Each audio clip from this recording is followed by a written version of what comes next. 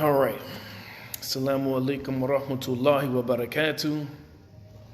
May the peace, the mercy, and blessings of Allah, God, the Creator, be upon all of you.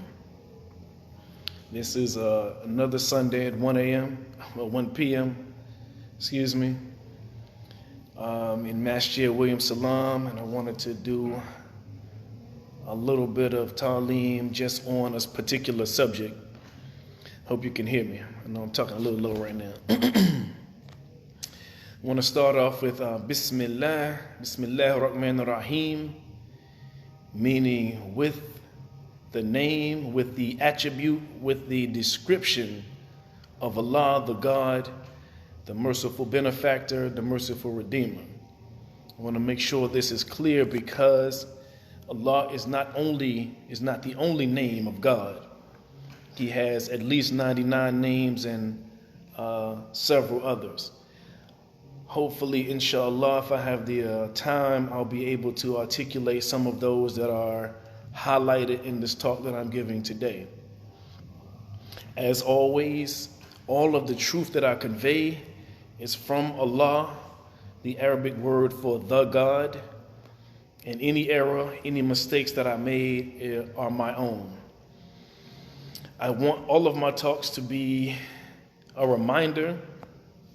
Hopefully, maybe I am introducing some new information to you, but it is also a reminder because we are all given the faculty, the capacity to understand truth.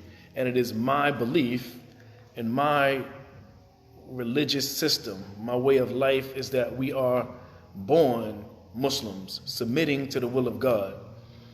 So for that reason, we call people who accept Islam reverts, not converts, meaning they are going back to their original state of accepting God as the being that you should submit your will to. So with that said, everything that I state should be something of truth that you recognize. It is, again, a reminder then. That means you already know that this is true and is a reminder of what I am, of what you already know inside. I've had several people who have reached out to me with interest in this religion, in this way of life called Al-Islam in the last weeks. And I believe it's because the truth is attractive. You may hear in the background again, there is a church next door to me. They are celebrating God. So there's music and singing and dancing, but I don't do that. I'm here to try to convey the message as clearly and concisely as I possibly can. So when people are attracted to it, they're not attracted to any theatrics that I am providing, only the truth in which I am conveying. And I feel some people have that, they feel the truth when they hear it. So I hope today that I am merely strengthening your belief in God, your faith, so to speak, your understanding, your conviction. Something that you already know is what I'm going to tell you today. And you already know the conclusion. I just want to provide some details that you may not be aware of to help increase your iman. In Arabic is called iman, or your conviction, your beliefs. And everything that we know, actually, we are in belief of. Assalamu alaikum, brother. We have a belief of, because we are not 100% certain of anything. We have a belief in something, and that is the reason that we push forward. So I want to increase, if I can, increase your iman, increase your conviction today. Today I want to discuss the most important subject imaginable. The most important subject possible. Now again, when I'm saying important, that is relative to me. Something may be more important to you, but to me, what I'm going to discuss today is the most important thing that we can discuss. And I'm going to be giving you an overview. And if you want more details, I have this book here. And it's also on my shirt, God, the Irresistible. It is a book that I've written several years ago. And it has much more detail than what I'm going to be providing today, as well as this book, The Most Important Thing in the World. As you see, is step 1 and 2 of 3, and there's a third book that I have not written yet. These books are available for free. I intend to give them out on Juneteenth. If you are anywhere in the area in Norfolk, I'll be giving out those books and other books, including the Quran. If you are interested in understanding or knowing about the message that God has conveyed to human beings, I have several of these clear Qurans, which is a better translation in my view of any Quran that I've read, just in terms of the more modern language. But on to the topic of today. As I said, to me, this is the most important subject imaginable, the most important subject possible. It has been explained and reiterated, reintroduced, and reinforced hundreds of thousands of times throughout the history of mankind. And today I want to see if I can convey this message again. Because the reason something is mentioned repeatedly is because of its importance, because of its validity, and because oftentimes people have gone astray or gone from this path. So we need to be redirected back into the right frame of mind. So I'll start with the present, start with today, then work my way back, and then come back to the present. Today is June 14th, 2020, in our Western solar calendar. According to the Islamic calendar, it is the 22nd of Shawwal, the year 1441. But I'll stick to the solar calendar. I just want to let you all know, those who are listening, who may be Jewish or Christian, or who may listen in the future, that Jesus, alayhi salam, and Moses, alayhi salam, meaning peace be upon them, used the lunar calendar. So they understood from night to day instead of day to night.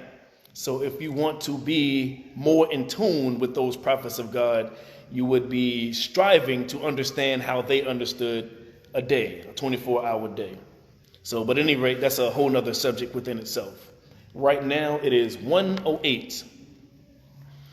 In order to arrive at this moment, 1:08, there must be a beginning to our time, the time that we have here, a beginning to this universe. Again, it's 1:09, right? And time is measured in intervals of events that occur in this universe. So before this moment, an hour before this moment, it was 12:09 or 12:08. Before that, it was 11:08. And it was 10:08 an hour before that. And it was 9:08 an hour before that, and so on and so forth.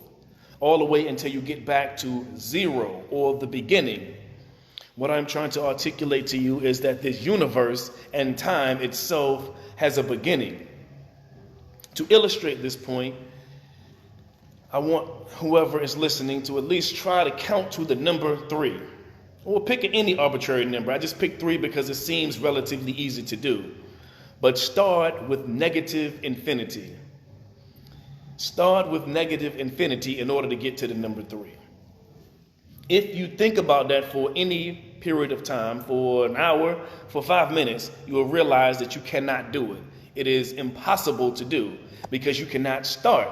You can't even begin to count because infinity goes back to infinity. You can't start off to begin with. So there has to be a starting point to arrive at the point that you are currently. Maybe another example is if you think about yourself as a human being. You had great-grandparents, and they had great-great-grandparents, and they had parents who are your great-great-grandparents, and so on and so forth. Ultimately, you had to get to that first person to start this thing off. The same thing is true with time and space that we live in this universe. There had to be a beginning of time, right? So there are people who suggest that there are things like the string theory or the multiverse expanding and inflating. But none of these things and none of these theories contradict or refute the idea or the belief or the necessity that this universe came into being, that it has a beginning. So I'll be using words that may be be a little bit provocative to some people. I'll use words like it has to be, it must be, it is required, it is necessity, it is a fact, it is truth, it is because these things are irrefutable facts. So the universe had a beginning. Its space and time came into existence. Everything that comes into existence requires a cause. That's one of those words I'm using again. It requires a cause. It is necessary. Scientists tell us that there was nothing. There was no things. There was no air. There was no time. There was no space. And then all at once, there was a singularity that came into existence. It did not exist. And then it began to exist. Now, if you just think about that for a moment, the singularity is the condensation or the condensing of everything in this universe combined into one thing. And then ultimately it began to, what they call the Big Bang, it began to explode and expand, right? Exploding and explosion and expanding are all effects. They require a cause. So initially, a cause is required for it to even exist. If it did not exist and then it came into existence, there needs to be a reason for it. Now, scientists call this the thing that brought about this existence of this singularity, they call it the first cause. It is the initiator. It is something that is powerful enough to create everything from nothing. There was nothingness, no space, and then a singularity came into existence. It's almost like a magic trick. There's nothing, and then boom, there's everything, except there was no hat for the rabbit to come out of, no air, no nothing. And you can say, for example, if you say there's an agent in between the universe when it began to exist and this first cause. This is another integral word that is very important, the first cause. So if you put something in between it, let's say, for example, this first cause made a machine or made some beings that started the universe to come into existence. They too would be a part of the process of beginning this universe. And they could be the second cause, they could be the third cause, they could be the 10th cause, but they cannot be the first cause because they would be contingent on the first cause for their existence. And they would be susceptible to those laws. So in other words, a first cause had to exist to create all the effects that came after it. These laws, like the laws of cause and effect, so they are what this universe would be affected by. So the universe would be an effect, and something caused these things to happen. The first cause, as described by the scientists, has no cause, yet it is necessary for our existence and the existence of this world completely and entirely. Without the first cause, nothing could exist or come into existence. The first cause, in essence and in fact, is the creator of all things. The first cause caused to come into existence. So therefore, he cannot be caused himself. Now, when I say he, I do not mean it as a man or a male. This is the limitations of human language. I mean that it is a being that exists, that caused everything to come into existence. He also cannot be created. He created creation. Nothing was created before him, and he began creation, so he could not be himself created. He created time and space. Thus, he is not susceptible to time or space or any of the laws that we are restricted by. To him, it is not 1:14, because the laws of time do not pertain to him. So I hope you begin to see that this first cause could not be a human being. I know I was just in a conversation with someone who was talking about God being a human being. And I don't mean this with any disrespect, but it is my job to elevate God and not bring him down to any level that is beneath him. So, God, this first cause, I'm going to keep using it as a first cause. The first cause that caused everything, that created everything, Couldn't be a human being, because human beings have limitations and it has susceptibility to the laws of this universe. It couldn't be an animal. It couldn't be the sun or the moon or anything within this universe, because everything within this universe is susceptible to laws, and it's susceptible to birth and to death. You know, when the universe comes into existence, when the sun did not exist previously, and then it came into existence, meaning it had a creator, and when it has a creator, it also has the ability to die. The universe, the solar system, is in orbit, which means at one point it was not in orbit, it was not spinning. So ultimately it will stop unless there is something that is causing it to continue to spin. So everything in this universe is governed by laws.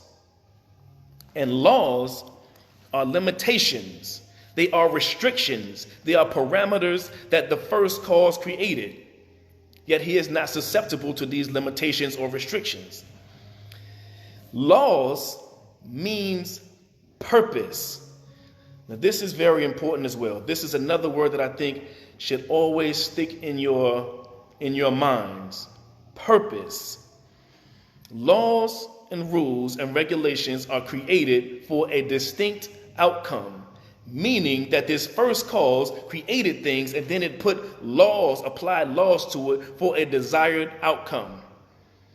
Now let us stop for one moment here and think about what we have discussed so far.